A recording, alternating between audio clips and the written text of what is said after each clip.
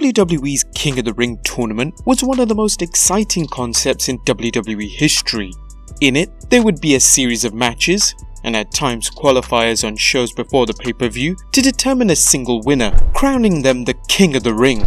Past winners have gone on to having tremendous success in the WWE, with the achievement being used as a career launchpad.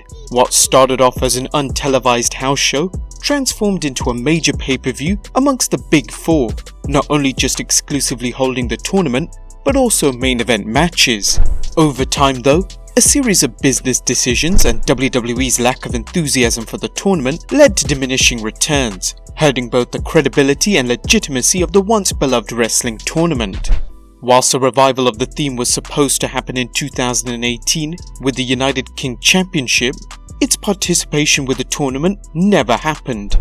But why? In this video we examine why the WWE cancelled its King of the Ring pay-per-view and tournament.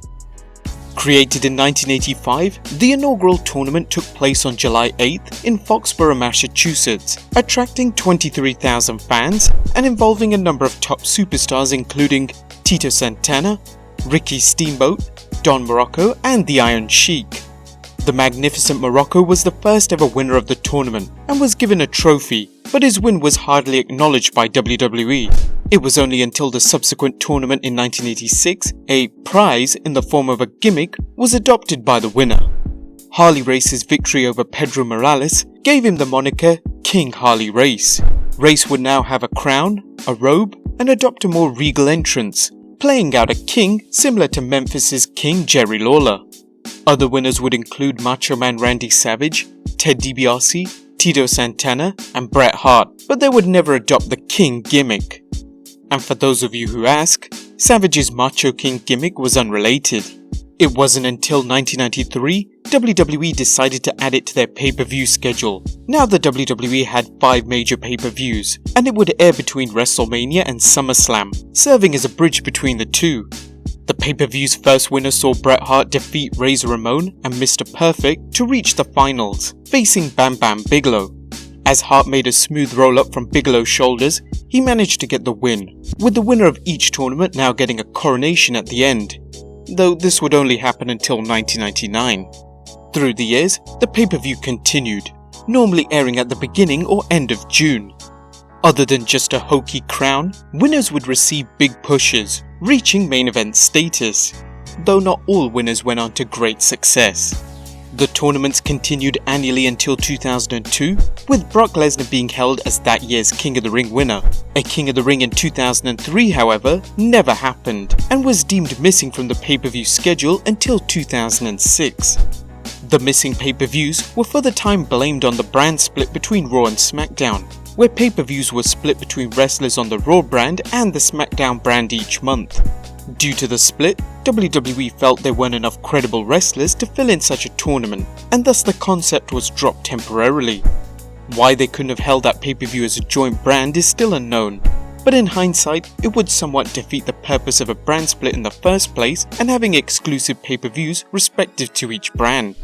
Nevertheless, the concept returned in 2006, but this time it wasn't a pay-per-view. The tournament was exclusive to the SmackDown brand only, and matches were held on SmackDown tapings over a number of weeks, with Booker T becoming victorious and WWE's new king, revitalizing his image in WWE and once again catapulting him into the main event picture. WWE would hold 3 more tournaments in 2008, 2010 and lastly 2015 on its weekly programming. It would never become a standalone pay-per-view again. Whilst we would get 3 new kings, that being William Regal, Sheamus and Bad News Barrett, the later tournaments clearly missed the hype and importance the early tournaments showed.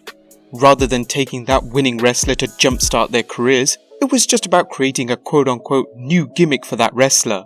And through the years, royalty gimmicks became more tiresome and unimaginative, more or less rehashing the same behavior and stereotype that all arrogant kings had shown in the past. But why did the WWE show less and less interest over the years? Well, former producer for WWE Bruce Pritchard shed some light on why the pay-per-view and tournament was cancelled and moved over to just Raw and SmackDown. Vince McMahon didn't like it.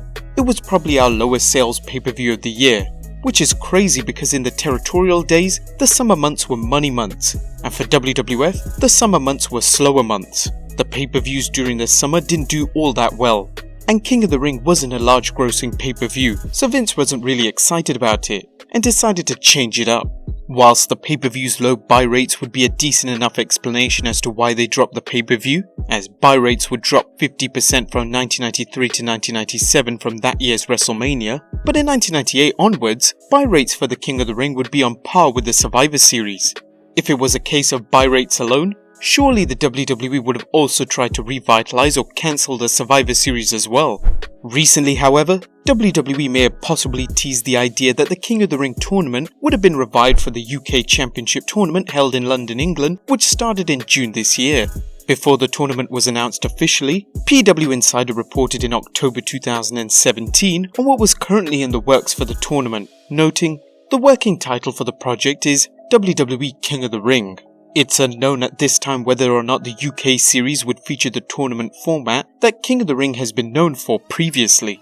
Even though King of the Ring graphics were shown on a WWE Network promo 2 days later when tickets were on sale, there was no mention of a King of the Ring theme, and was simply referred to as being the UK Championship tournament. Such a shame, since fans were hyped at the idea of it being brought back. Should it have been brought back? Could we have had a Queen of the Ring tournament instead of the Mae Young Classic 2? Let us know your thoughts down below. As always, subscribe if you haven't already, and I'll see you next time with some more wrestling content.